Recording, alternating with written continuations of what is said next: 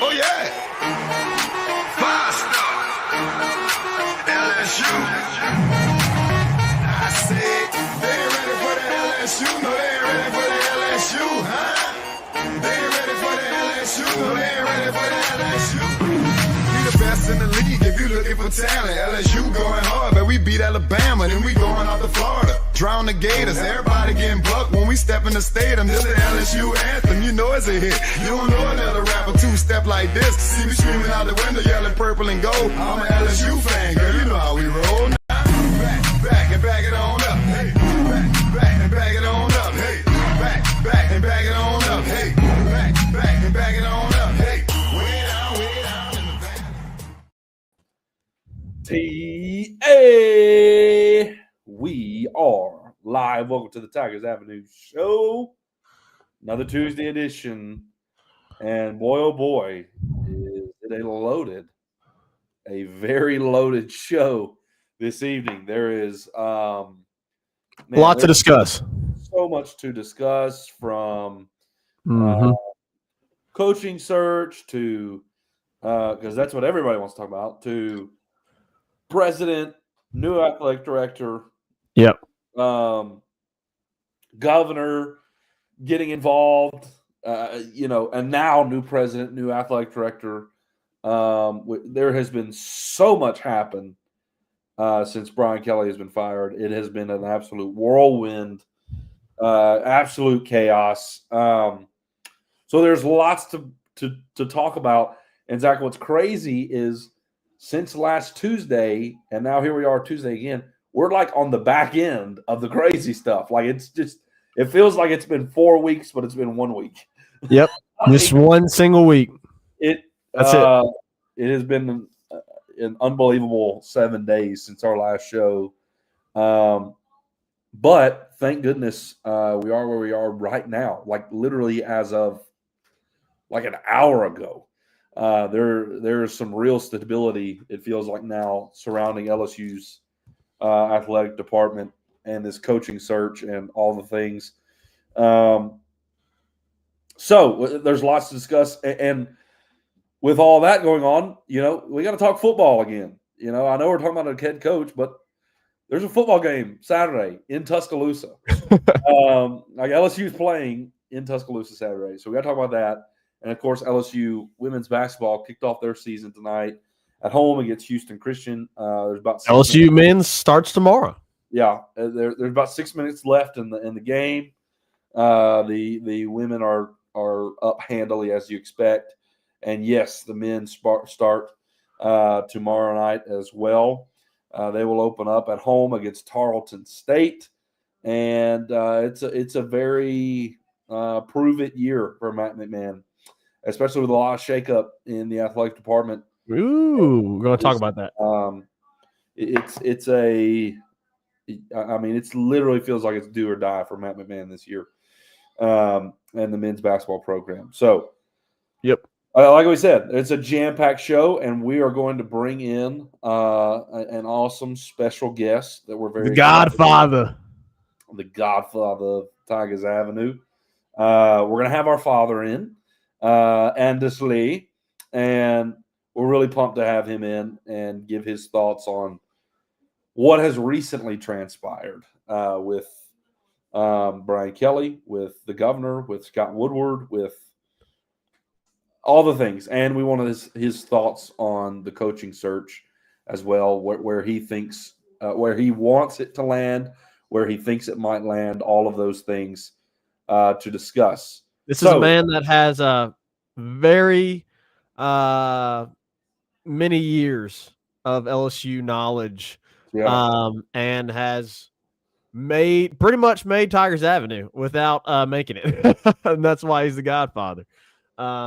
If it wasn't for him, this doesn't exist. If it wasn't for him, this does not exist. That's right. If it wasn't for his fandom of the LSU Tigers, it doesn't exist.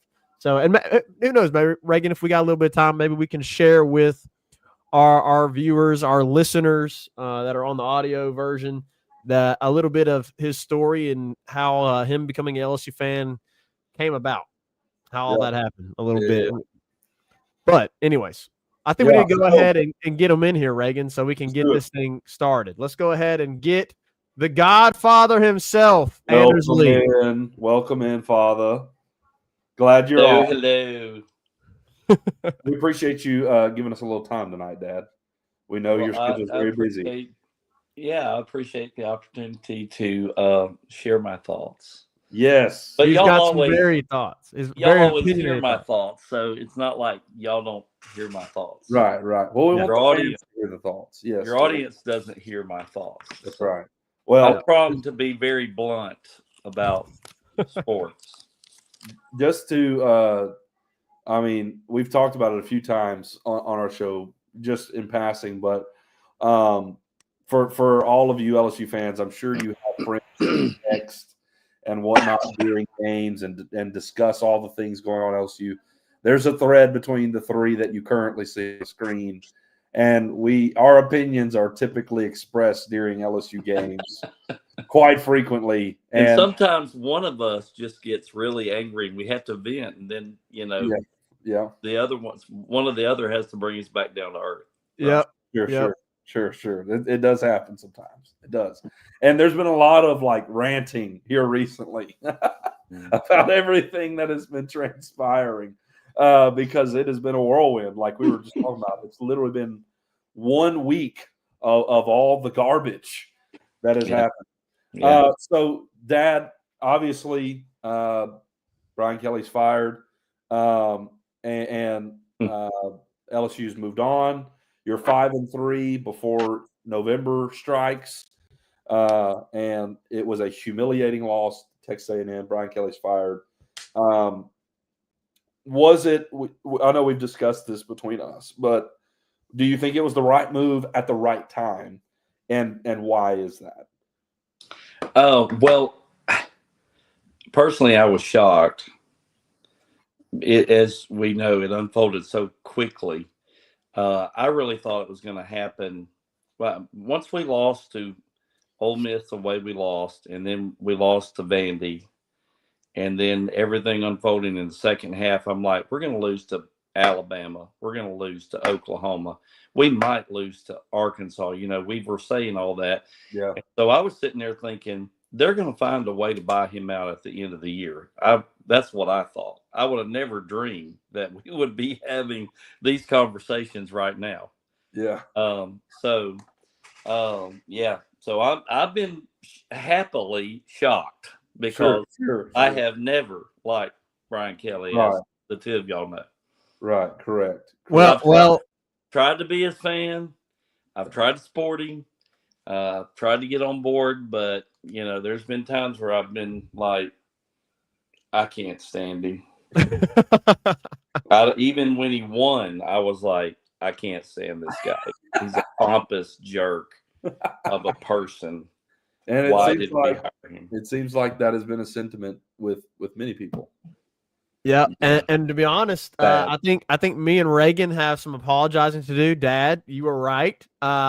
Me and Reagan were, I think, being more optimistic, but as we know, Dad is more of a realist, and he hit the nail.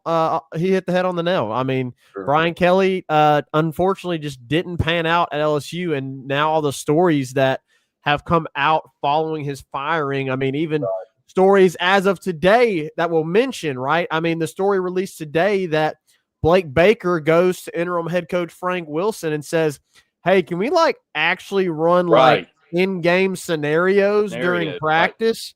Who would not have done that? Yeah, and it's just like, you weren't already doing that? What is happening? When I was the pastor at Calvary, we did that at flag football practice ourselves or what team we were opposing was opposing us the next week. Football. I'm like, what numbskull doesn't do that? They were running scout teams. Kelly. Yeah. That's hilarious. Yeah. Calvary was running scout teams for the flag football league. That's crazy. No, and that's a true story. I'm not fabricating that. You get a text thread with your flag football team and say, what are we going to do to keep Sean Allen from doing this and that. I was about to mention Sean Allen. I was about to mention him. Yeah. Hopefully Sean watches this and Yeah. has And some memories. John Sandlin was the coach on one of the teams. He was fast. I was 30 something and he was, 19. And we're like, how are we going to contain him? Because this body is not going to do that, So to hear that said or come out of, Baker's mouth, which I saw that on several, as y'all have taught me, blue check. Make sure that the blue checks. Yeah. Sometimes I just send y'all stuff for fun that doesn't have blue check, just so y'all go like, "Oh, that's clickbait, Dad." Oh my god, which I already knew. I just do it for fun. But anyway, yeah, that's great.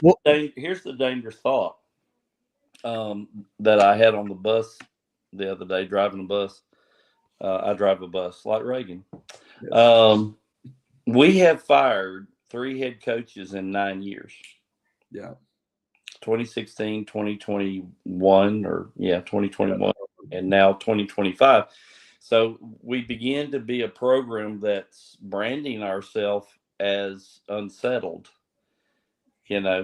It's beginning to look like Tennessee and Florida. And so you start asking yourself, are we beginning to grow an image, and are we going to be in mediocrityville like Tennessee and Florida has been, by this taking place? So it's a little concerning for me. And Auburn. And Auburn. Of course. So, but Brian Kelly, I mean, he had every opportunity this year to get over the hump. He just did, and he should have. He really didn't have the team prepared to play Clemson. We just got out of Clemson with a win, and we thought, it was a great team versus a great team. Turns out it was just a crappy team versus a crappy team, and we were celebrating crap. Yeah, so, it's so but, true. I mean, you finally get an opening win with a guy that hasn't had his team prepared. Well, it turns out he didn't have them prepared again, and they barely won against a horrible team, as it turns out. So Brian Kelly wasn't and let me back up to say, I don't glory in being right about his hire. I really don't. I wanted him to prove me wrong. I wanted him to, when Coach O became the coach, you go, what? The guy that Ole Miss fired? Yeah. The garbage show and the dumpster fire of Ole Miss coach years ago, we're hiring? Really? This is going to be a miserable ride. And then all of a sudden, you get Joe Burrow and Chase and Clyde Edwards-Helaire and all those, personalities of that team that made it, one of the all-time great collegiate football teams. And Coach O watches the first time in forever a Heisman Trophy winner, the greatest vote of all time. We celebrate that, and then you turn around and they're garbage. But so I wanted somehow Brian Kelly to be Coach O, but it didn't happen. He wasn't the worst hire that LSU has ever made. I mean, that's true. That title belongs to Curly Holman, or however you say his last name. He's the one that owns that. He'll never. I mean, good grief, he only had 16 wins. Can you imagine going a 4-year streak with 16 wins? Yeah, that's rough. Could you imagine? So y'all have never lived that. I've lived that. Yeah, we've been living in the glory days, and we're sitting here at 5-3 going, oh man, it's bad. I'll tell your viewers when y'all became fans, LSU fans. There we go. You did, okay. It was when Demetrius Byrd caught that touchdown in 2007. That's true. With 13, 16, whatever seconds left on the clock, and true. Les Miles, pulls the Mad Hatter and throws it instead of kicking the field goal. I had, for the record, and I don't know whether y'all remember this or not, I had to drag y'all out of your bedroom from playing games to get your tails in there to see the final play of the game. And you witnessed what has been an iconic play Yeah. of the last 25 years. One of the greatest plays in the last 25 years of LSU football. And Sure. that night we went nuts in the den in the old house, and y'all became LSU fans. That's true. I do remember that night. I don't remember the before as far as being in the room, Oh. but I do remember the I do play. remember the I do remember well, sitting there and no, watching. y'all were in and out of the room that night, and every time we'd score, y'all run in there, and we'd go LSU, and I'd throw you up in there, and then y'all run back to your game. Yeah. So that night is when y'all became LSU fans. But It sounds a lot like what me and Reagan do now with our kids. right. So, I True. mean, he wasn't what I was going to say is he wasn't the worst hire ever, but he was the worst fit ever. Sure. He was the worst fit ever. I mean, even Curley fit better culturally at LSU than Brian Kelly. I mean, and everybody knew what a moron he was when he came out on the basketball court and tried to talk like a Southerner. He sounded like a fool is what he sounded like. I mean, that's the first PR thing you get out of your new head football coach. And, personally, I don't know where y'all were at on that, but I hear it, go back, watch the video or wherever, when that came out, and I'm like, what did you just do? The part of that statement too that really stuck with me that I realized he said now that you didn't realize then. I didn't realize it then, but I realize Yeah. it now. He said, and I haven't even won all my games yet. Yeah. Instead of saying, well, us. He said that, Reagan, because he's a narcissistic fool. Yeah. That's just the truth. I mean, when you start reading the comments of all these players that have left the team already or even are on the team now about his personal interaction with them, he was never a player's coach. And he had that reputation at Notre Dame. Right. But we don't have to worry about Brian Kelly. I'm gonna put Brian Kelly out in the garbage. I did last week. I put Brian Kelly's memory in the garbage and let him get hauled away with the South Haven garbage disposal. So, well, he got hauled away with a lot of money, that's for sure. Brian Kelly, in my mind, is just a tax deduction now. That's all his leadership at LSU boils down to is a tax deduction. And watch me when I looked this up today. These are the huge facts about Brian Kelly. Y'all seen this. Brian Kelly is 6-20 in the last 20 years against top 10 opponents. Yeah. 6-20. At Notre Dame, he was 23-23 against ranked opponents, and at LSU, he was 5-10 against ranked opponents. And let this sink in.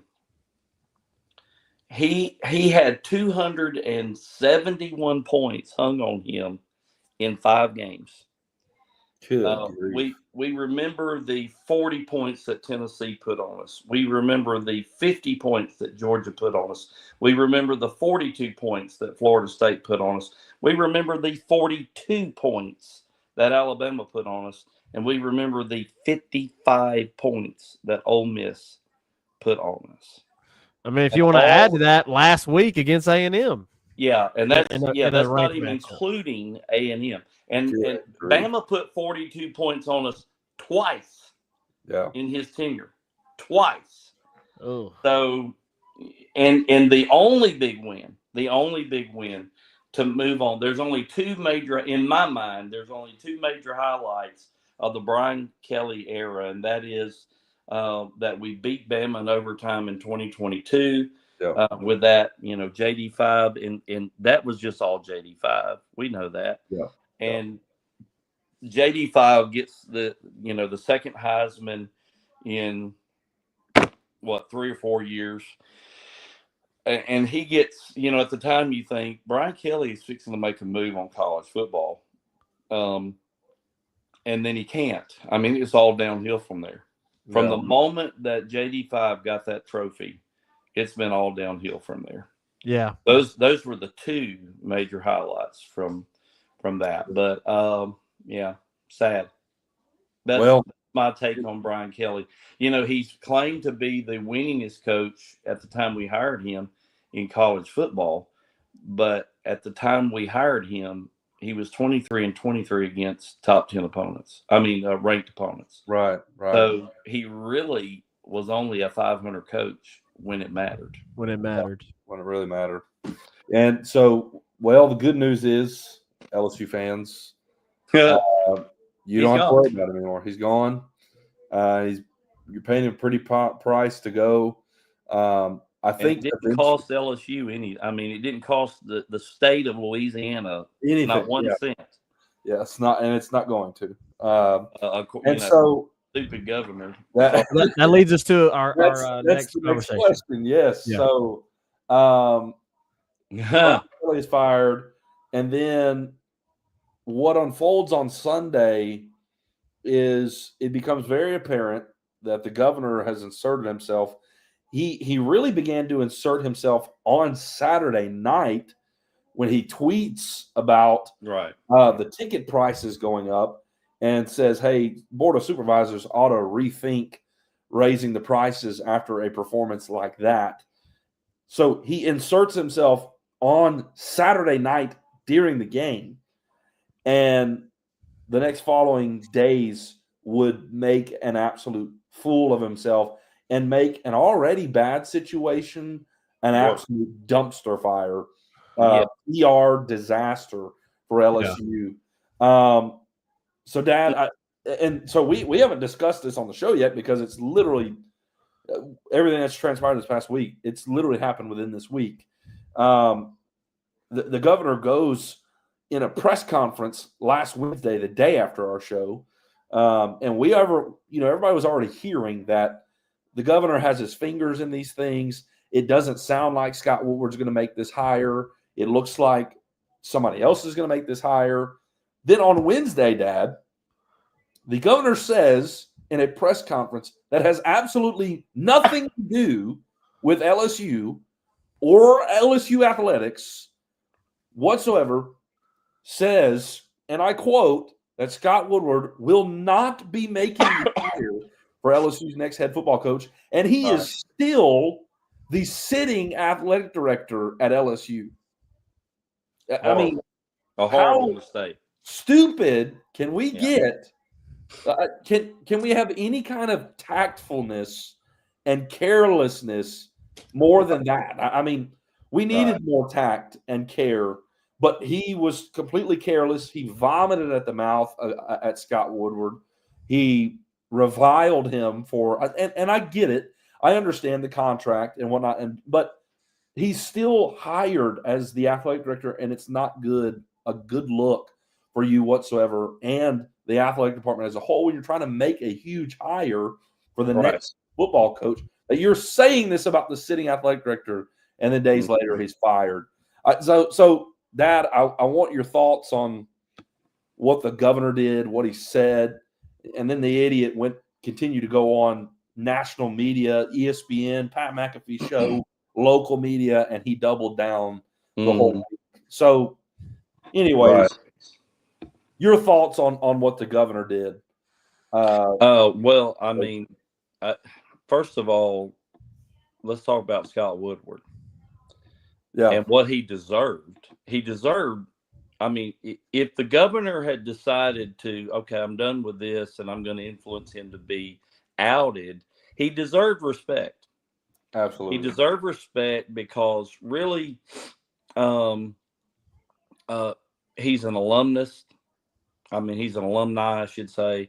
That there's been several championships, most notably, the ladies basketball championship that had never happened at LSU, 2 baseball championships in 3 years, and what else was it? The gymnastics and the men's track and field, gymnastics. Well, anyway, but I mean, you got 6 or 7 championships because of his hires, and he's an alumni. And not only that, but I read the other day in the melee of all of this, underneath his leadership, he has brought LSU to be one of the top schools graduation rate among athletes in all of the SEC. I mean, everybody used to say, well, we have Vandy in the SEC to keep our graduation, percentage up. Well, guess what? LSU is as good as Vandy now, right? I mean, you got a 92% graduation rate, and Scott Woodard led that. So the man deserves respect. Scott Woodard had more class and dignity than a sitting governor. Because he never said anything. He kept his mouth shut. Right. He did what he was supposed to do. He was diplomatic. Well, the governor lacked diplomacy and he lacked dignity. I mean, a governor that has any kind of diplomacy about him is not going to lay his cards on the table. I mean, if he wants Woodward out, he's going to have the diplomacy, the dignity to do all of that behind the scenes. So in my book, he says he loves LSU. He loves the LSU program, loves LSU athletics. Well, if he did, then he sure didn't prove it by the way he conducted himself, right? Yeah. So he lacked diplomacy. What he should have done in that press conference when he got thrown the question is he should have deflected the question and deferred the question and said, that's a conversation that, we're going to have behind the scenes. Or even better yet, he should have said, well, this press conference is not about, LSU athletics. So, he should have done that, but he didn't. He chose to go off the charts and try to make a big name for himself, which he made a name for himself. He didn't make a big name for himself, but and then he should have never crippled LSU by implying that the board is going to elect or hire the new coach. Yeah. I mean, we all know it looks like him making the hire. Right. I mean, he starts implying that he's going to be completely involved. There's not going to be a lot of money involved. I mean, you absolutely cripple publicly the image of LSU in the process of needing to hire a name brand coach in a bad situation. Right. So, he's talking about board of directors being involved, him being involved. But I'm glad the board itself came out and said, that Verge would have full authority to make the hire. Yeah. I mean, they had to be very carefully politically because they're appointed by the governor. That's right. The governor is their boss. And they were asked, watching some of these other podcasts, they were asked 3 or 4 times the same question and were given the opportunity to just, hammer. Oh, they deflected every time. And they deflected and they used diplomacy, which is what the governor should have done, but he didn't have the brains enough to do it. Instead, he politicized the moment by saying, oh, let's let Trump pick the next coach because Trump picks winners. I mean, how much can you kiss someone's tail publicly without saying you're kissing somebody's tail? Literally. Completely, trying to get an image for himself and throw Trump, attaboys every which way. I mean, how many other ways you want to say that you want to be appointed ambassador somewhere than to, do all of that and say all of that about Trump in the middle of this? So you made it about yourself and politics instead of making it about the embetterment of LSU athletics. That's right. Instead of, what he should have done in that press conference is he should have said, you know what, Scott Woodard hired Kim Mulkey. and what a program she has brought. And look at Jay Johnson. And, it's unfortunate that it has played out the way it has with Brian Kelly. And I love LSU. I love the Tigers. And I can't think of anything more than want the best for them. And, hey, guys, we're going to talk about this behind the scenes, but just, wish us luck while we sort this out. But instead, he's an idiot. Bottom line. I'm ashamed to say that he's a Republican. Yeah. But that's just it is what it is, guys. And he politicized it, and there's nothing. I mean, you can't change it, except podcasters have begun to kick back. The board has done what they can do graciously to kick back. Yeah, you've got an AD now that's, he's just as much LSU as Scott Woodward is LSU, and he's a good fit. He's worked with Skip. He's worked with Nick. He's worked with everybody big at LSU. Played at LSU. And he played at LSU. Yeah, exactly. Yeah. He played at LSU. So I like Verge. And like you said on Tigers Avenue Post, we're on the verge of something great, Hopefully that's the case. Hopefully that is the case. But absolutely. I think obviously when you got into this whole debacle with the governor and Scott Woodward, it came out that there was issues further back. A ways back. And you come to find out that one of the board of supervisors who was up the governor's tail advocated for Will Wade to come back to LSU. And Scott kicked back on that. And while I do have as if Will Wade is Nick Saban. Yeah, as if Will Wade is Nick not. Saban. He's not. He never was. Exactly. And I will say I have a thought on that. But regardless of whether you think, it'd be great to have Will Wade back or not, no. Here's my thing. You undermined Scott's job in doing that. Exactly. And so that already set the tone. And obviously we know they're both from two different political parties, right? And we don't like to involve politics in sports. We're not going to, but obviously all of that played a role in this whole scenario unfolding, right? And ultimately, let's just be honest, the governor got what he wanted. He got what he wanted, because today it's announced Wade Rouse is the now president of the college. And we had heard that was who the governor wanted. The governor wanted Wade Rouse to be the president of the college. And now Wade Rouse is the president of the college. And I say all that to say this. Jeff Landry can say all he wants to about how he's going to let the board of supervisors do their job, yada, yada, yada.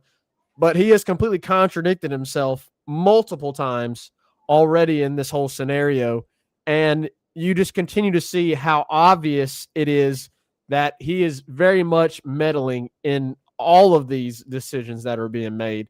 Now, whether or not you want to hear, I understand, like the board of supervisors, they said, we're going to be the ones to make the hire. Verge is the authority, but you got to believe that there is not some sort of influence that is coming down from the governor in this whole situation. I just got to believe that. We've already seen it, right?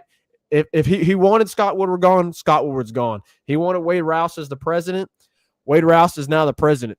Way back when, he wanted to get Will Wade to come back to LSU. And guess who's now the active LSU president?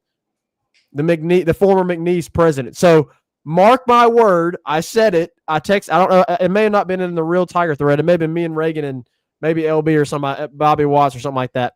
But I said, mark my word, Will Wade is coming back to LSU, because the moment that they have the opportunity to fire Matt McMahon, I think they're going to do it, because the moment Scott Woodward left the building, I think Matt McMahon is now a lame duck. Now, can he go out and prove himself and overcome that with a decent to impressive season this year, I think he can.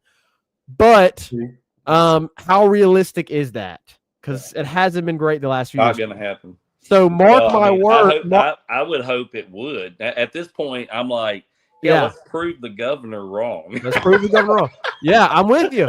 But listen, let LSU get to the Final Four with that'd be awesome. That'd be awesome. And that's what we want. That's what we all want. But if we're being realistic, probably not going to happen. And they're going to take the opportunity. And I fully believe that when they take that opportunity, that Will Wade is going to get offered the job. Pick the phone up and call his former head basketball coach. Exactly. Exactly. So I'm done. I mean, personally, Will Wade was a winner at LSU. No, he was a winner at LSU, and I don't have anything personally against him, but to say that when you choose to, I mean, we know it's done. We know it was always done behind the scenes, but when you choose to be as foolish as he was, I will say I agree with that. That there's a character flaw there that tells you something about Will that you don't want.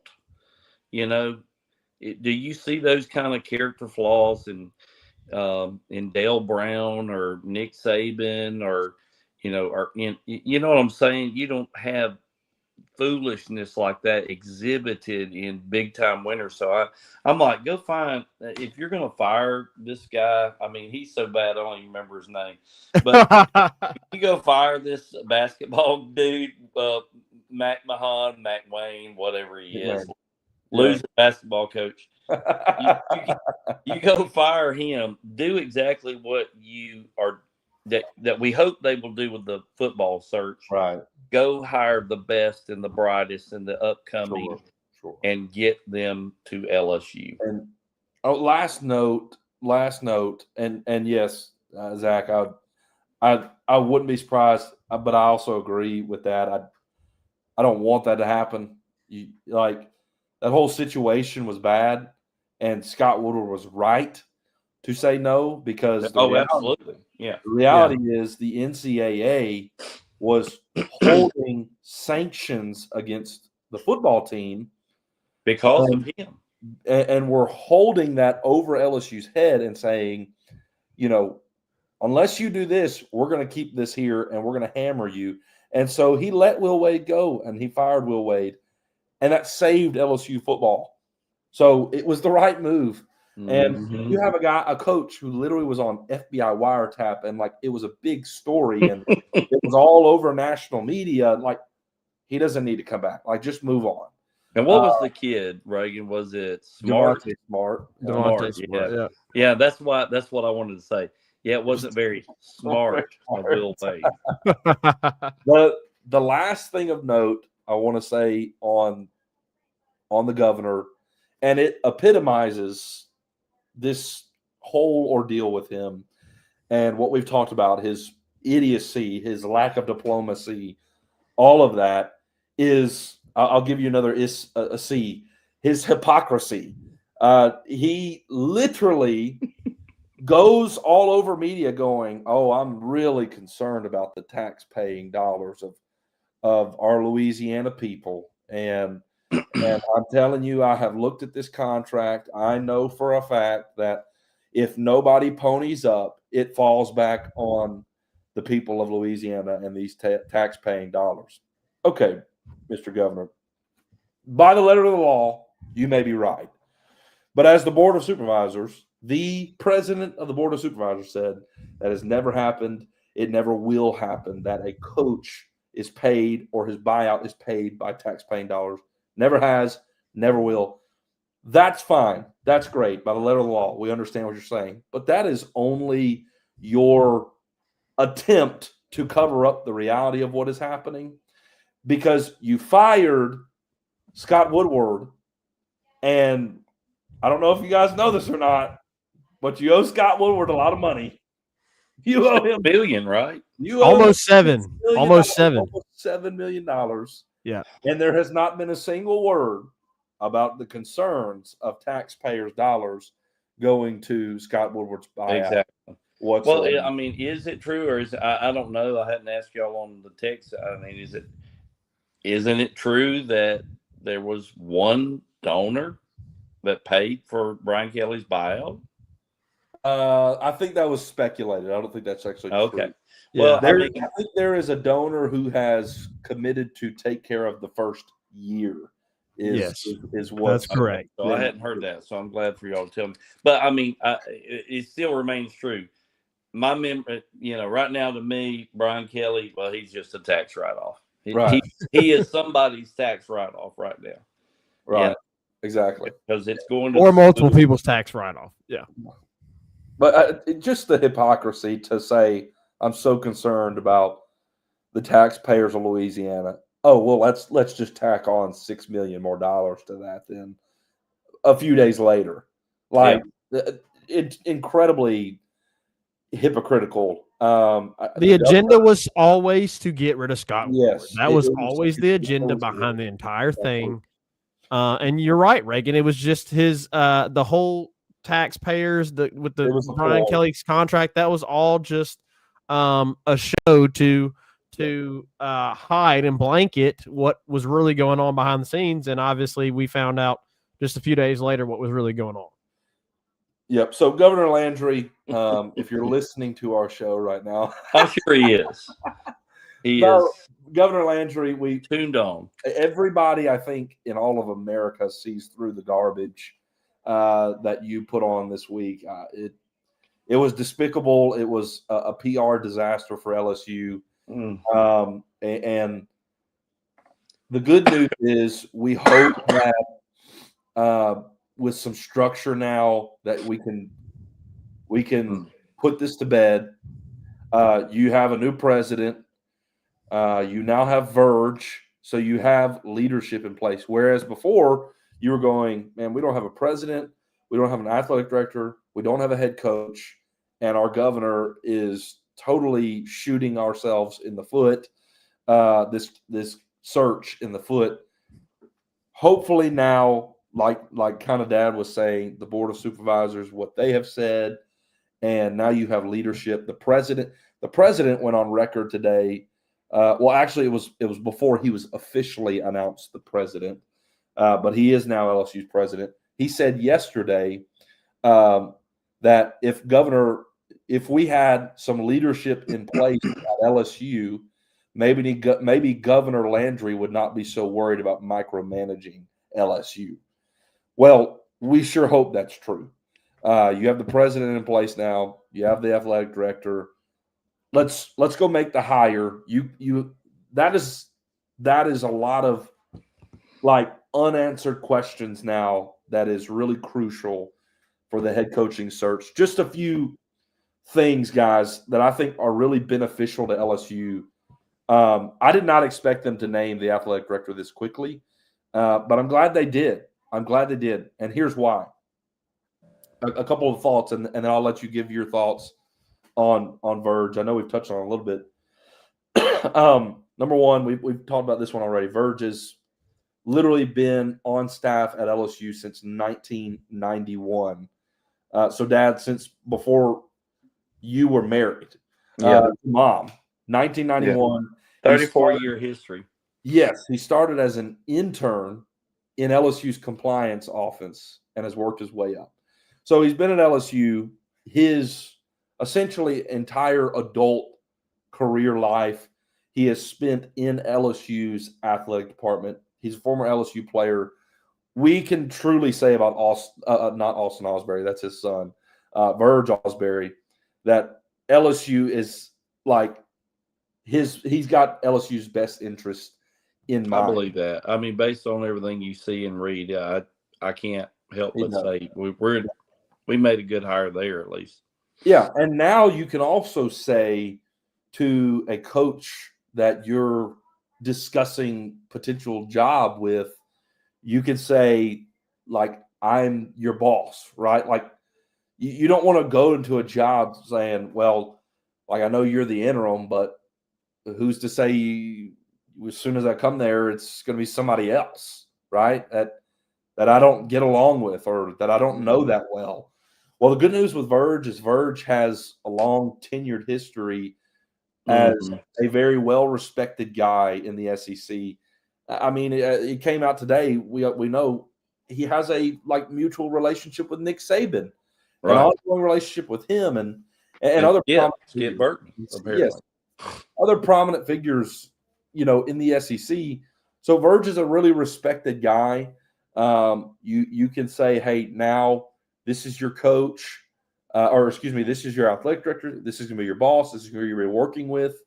He's got LSU ties, more than even Scott Woodward did, even deeper roots. Now Scott was an alumni, but Burke literally played for LSU football. And here's the last thing that I think is really important with Verge is current head coaches that we really like, that are at LSU, like we've talked about Kim Mulkey, Jay Johnson, Jay Clark, right? Those really great coaches that have won national championships in recent years.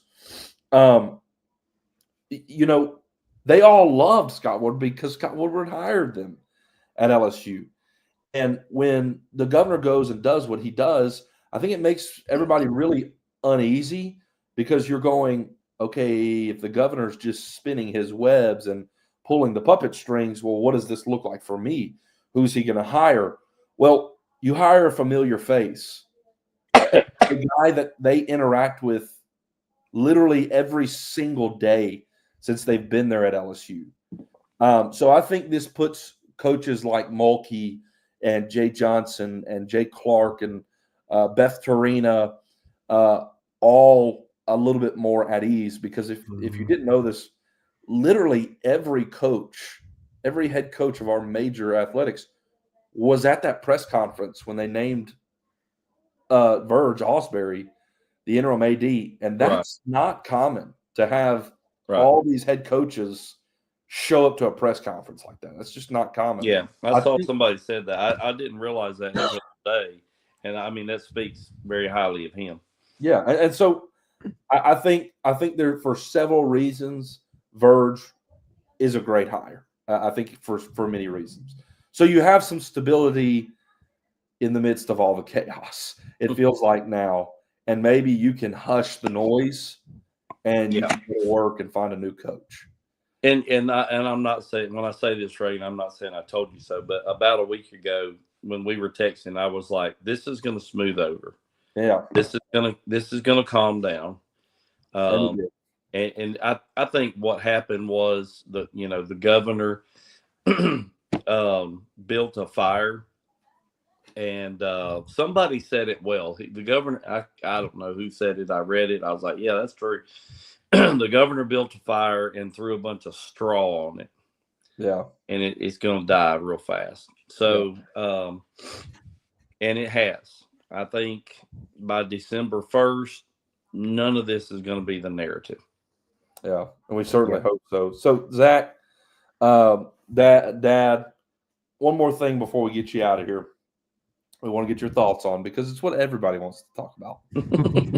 Of course. Who's going to be the next head coach at LSU? And I want you to approach it two ways.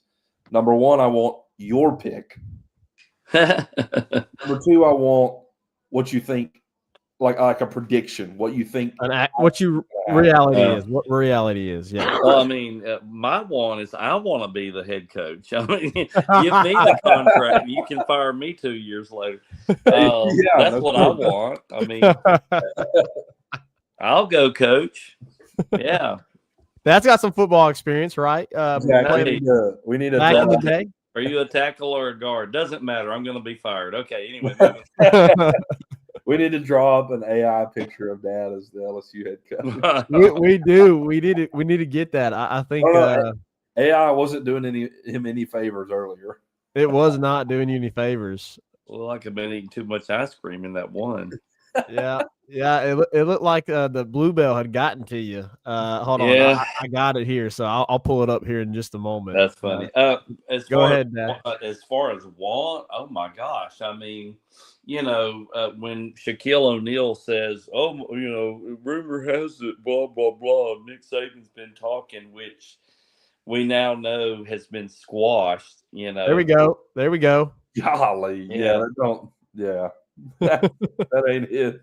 That's that is dad in the face, but that's dad after Do I Bluebell look ice that cream. chunky? Let me get a little close. in Do I the look face. I'm talking about the facial features, like the eyes, the nose. What's with the cat? That's not even a tiger. I'm like, I don't even have a cat. That's the best. That's the best Come here, AI can Toby. do. Come here, Toby.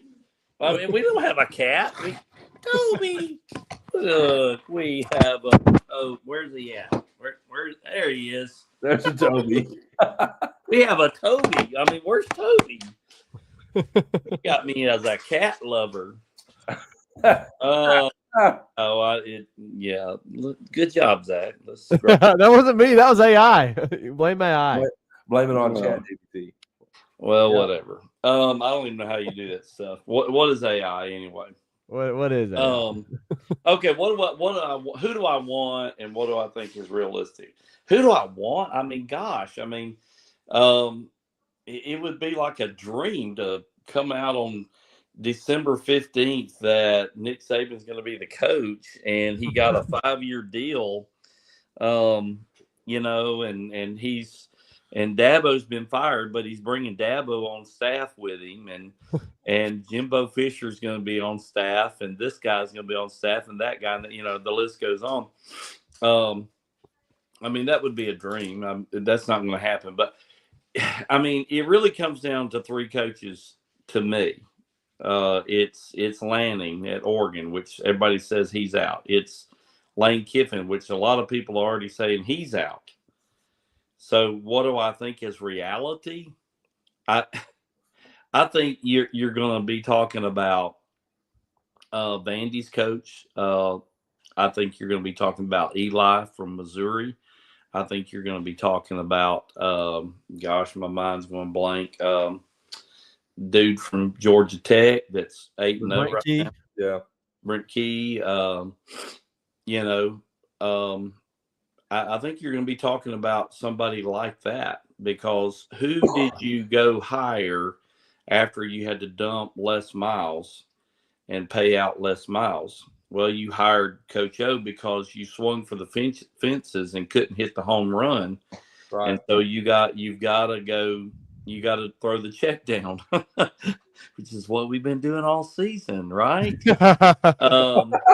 First the players, then Brian Kelly, and now Woodward. And now the coach. I mean, you might end up with Tulane's coach or whatever. But I mean, in all reality, I want Kiffin personally. I would say, give me Kiffin, or give me Lanning, and then in reality, I think you're going to get.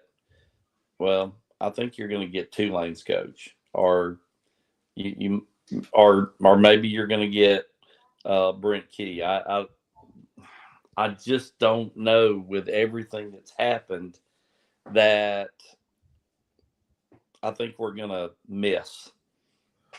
Okay. I think we're going to miss the big name this time. Let me ask you this, Dad, real quick. Maybe it's a good thing. Maybe it is. You never know. It may be a good thing. Me and Reagan were discussing before the show. Nick Saban wasn't a big name. Nope. Kirby wasn't Kirby whenever they hired him at Georgia. Kurt Cignetti wasn't Kurt Cignetti whenever they hired him in Indiana. Right. All these other guys. Okay, who's the? Oh my gosh, Vandy's head coach, is it Lee? Clark Lee. Yeah. Okay. Yeah, Clark Lee. Lee. I would be, if they announced Clark Lee, I would be fine with that. Yeah. I don't know that I'd be elated. I would be a much better attitude about him than Brian Kelly. Sure. I would be a much better attitude about Eli than Brian Kelly. I would be a much better attitude about Brent Key than Brian Kelly. Yeah. Because they're all young. They all have the chance to prove themselves, and you're not going to be at a $100 million contract for 10 years. And Eli, I mean, kind of has proven himself as an SEC coach. Yeah. I mean, who's the better guy, Lee or Eli? And I mean, when you put the two side by side, That's a good question. Missouri was not in the shape that Vandy was in when Eli went there. So That's in true. my book, Eli didn't have to build it from down to nothing, from nothing up. I mean, even though you're talking about Vandy's quarterback being the what is it, Pavia, being the catalyst to make Vandy what Vandy is. But and that's true. I mean, he's kind of like JD5. He's kind of like, well, he's not Joe Burrow, but you know what I'm saying. He's the personality of the team. Yeah. And what is Vandy going to be without him? Well, we don't know that, but we do know that Lee had the ability to see the talent, go get him through the portal. Yeah. We do know that he built Vandy from ground up to what it is now. He has the wherewithal to do it. So I'd be pretty happy about any of those three. I got one more question for you, Dad. I don't see us hiring Kiffin or Lanning. I just don't think it's going to happen. I'd be thrilled. I'd be elated if we got Kiffin. Yeah. I would. I'd be like, okay, yeah. That's the hire. Dad, let me ask you this. If by chance, not realistic, but if by chance Frank Wilson runs the table with this team, does he deserve a shot? Do you think that, one, does he deserve a shot at the job? Two, are you okay with the hire if they give him the job and if LSU runs the table and they give him the job? Well, if he runs the table, of course he gets a seat at the table, right? So, I mean, that's a no-brainer. But he's going to lose Saturday. My prediction is going to be 31-20 Bama, and that's being conservative. That's what I think. It could have been. It's better. I think that's conservative. I think Bama is going to pull away heavy in the fourth quarter. Yeah. I think it should be a close ball game at halftime. I think there's going to be a lot of energy on the field, and so I'm answering your question. I'm not going to the game, but I mean, I think that it's going to be a close game for a while, and then we're going to lose. Yeah. I think we could lose to Arkansas very easily. It could happen. So you're going to Oklahoma. So the likelihood of him running the table is not slim. It's just not there. It's slim. And so, but I mean, if he did that, well, of course he gets a seat at the table. You know, does he get hired? Boy, I don't know. That's a lot of ifs, ands, and buts. Yep. It'd be a very long stretch for Frank Wilson, but I will say this: like a great guy. I mean, I don't know anything more than what I mean, he's a diehard LSU. I mean, would 1,000% be a culture fit. Now, I will say this: there's two guys that if you hire them, that I think you're able to save a lot of money. And me and Reagan have discussed this a lot. You're able to save a lot of money, and you're able to maintain most of your recruiting class. Okay. And I think that's Eli Drinkowitz and that's Frank Wilson, right? Eli Drinkowitz being the option that I think a lot of LSU fans would be a lot more happier with. Although, like I said, if Frank Wilson, runs the table, gets hired, I think there's going to be a huge push for him to get the job, and deservedly so. But the likelihood of that happening, as we've already discussed, very slim. So, me and Reagan, we made predictions. We said, this is the guy. This is who LSU's going to hire. Way too early prediction. Reagan went with Kiffin. I actually did go with Eli Drinkowitz. So, Dad, what is your way too early? This is the guy. I wanted to say I picked Kiffin before the governor crap happened. That is true. Yeah. Reagan's changing his tune now. He's more on my side now. I mean, even I said Kiffin to y'all on text last week. I think they could go get him. Yeah. I'm at this point with everything that has happened. I think it's going to be Brent Key or Vandy's coach Lee, or it's going to be Eli. I think the Tulane coach, what's his name? John Summerall. Summerall. Here's the interesting about Summerall. I think he's low on the list, even though Vegas has him high on their betting odds. I don't. Well, he's dropped now. It's crazy that it's crazy now that Joe Brady is now the betting favorite. Yeah.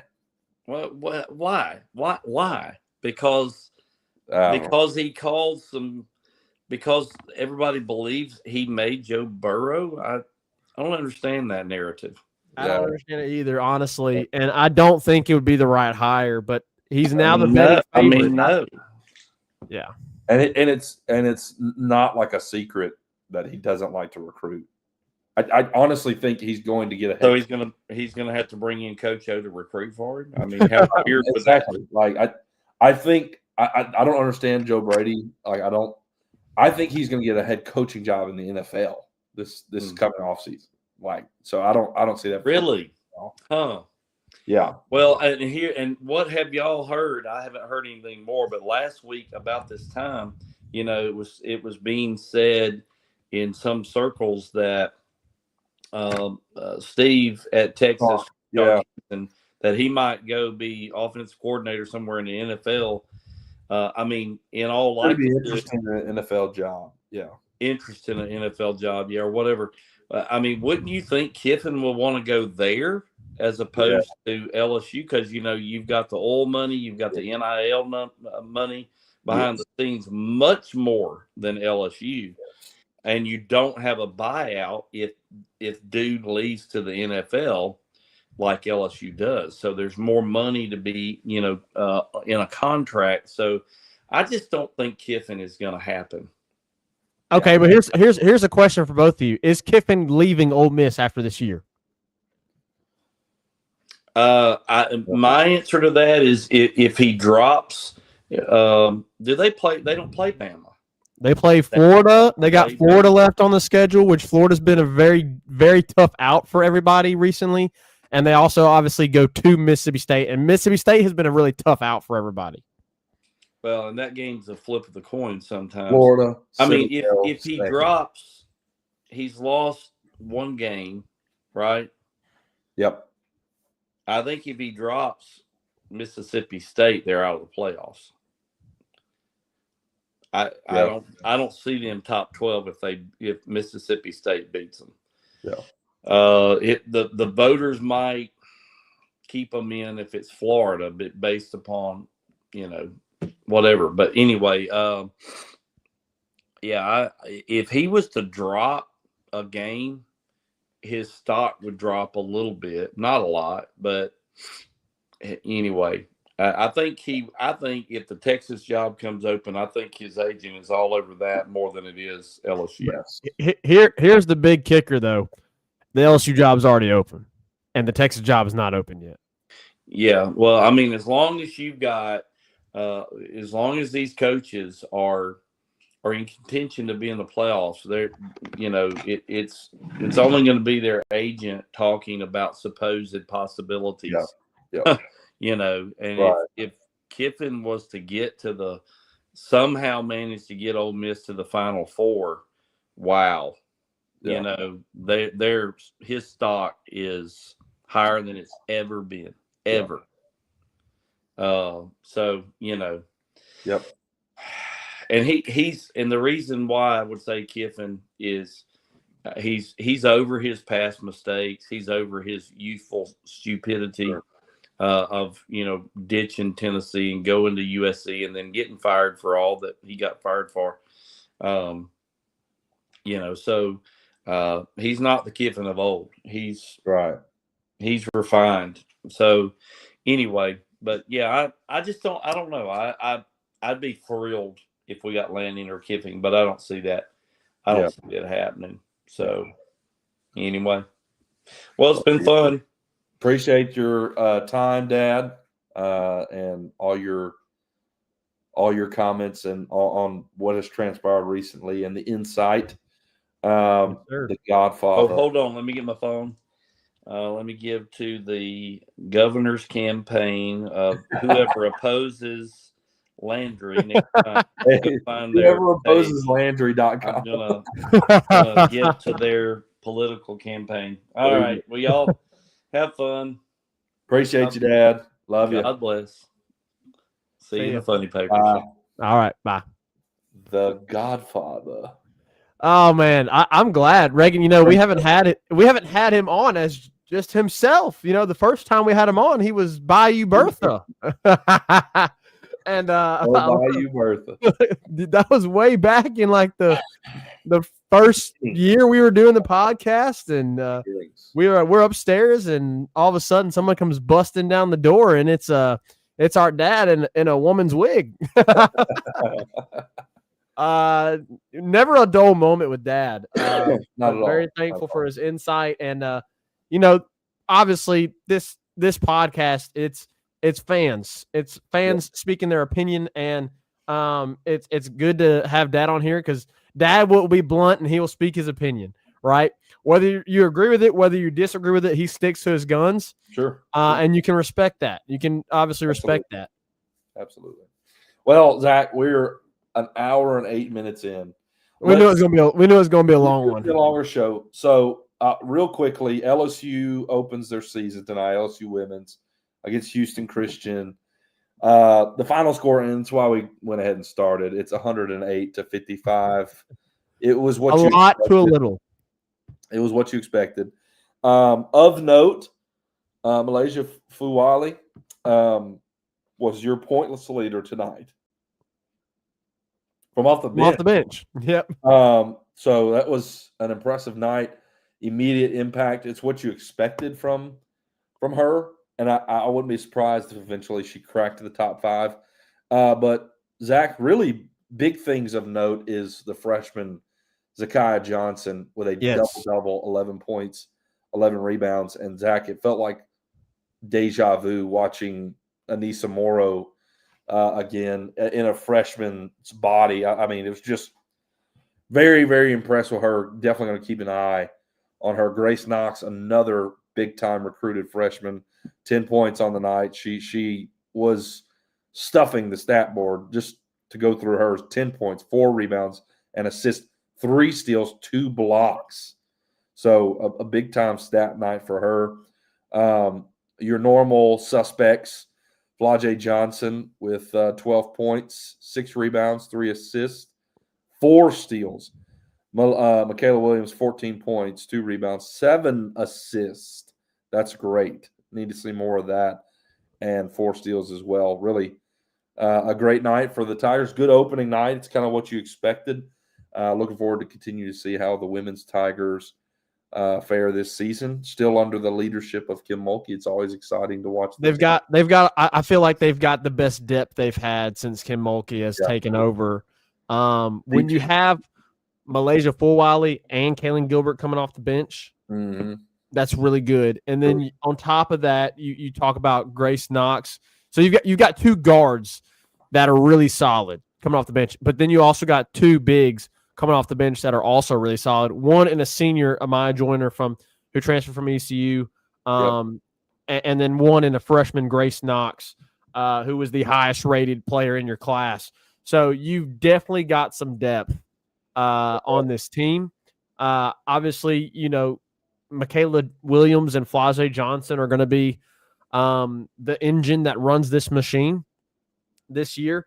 And they've got some big games coming up, Reagan, and in quick order. So, obviously, tonight's game against Houston Christian, you've got some other games against, some lower tier non-conference opponents. But then at the very beginning of December, first game in December, LSU travels to top 10 Duke in the SEC ACC challenge.